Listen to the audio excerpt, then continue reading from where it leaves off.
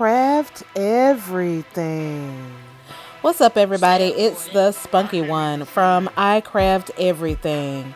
Welcome to my channel. If you're new, please hit the subscribe button, and if you've already been here before, hey, welcome back. Today we are setting up the embroidery machine to create our very first patch. And as you can see, I've already turned on the machine and stuck the thumb drive in. I'm going to go ahead and press the touch screen, hit the OK button, and make sure to keep my hand away from the base of the machine. Since I'm using a design that is on a thumb drive or a USB port, I'm going to click the USB button and go ahead and find the design that I want to embroider.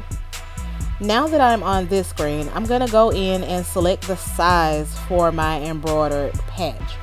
This particular machine will embroider up to size 4x4, so I'm going to make this patch as big as possible. Once I've done that, I'm going to go ahead and select the colors for each individual parts to my design. For this design, it only has 2 colors. I wanted to keep it simple for you guys so that it was easy for you to follow.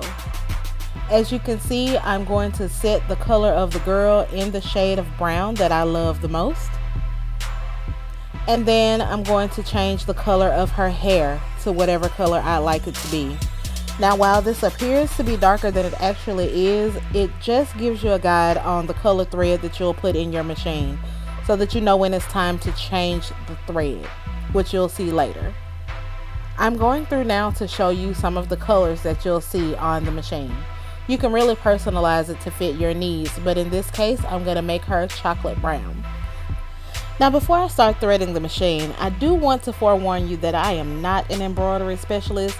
I'm just a hobbyist who loves to embroider, and I wanted to share my passion for embroidery with you guys.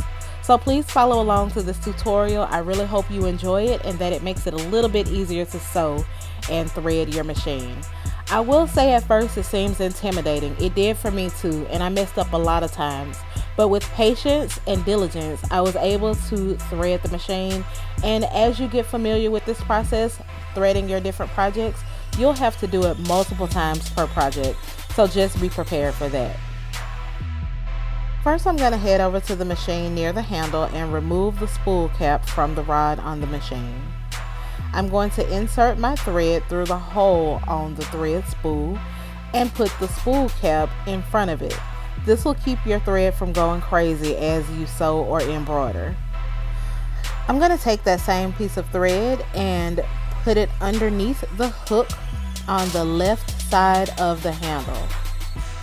Directly next to that is a little area that has a place for you to put your thread underneath and a channel that your thread goes into.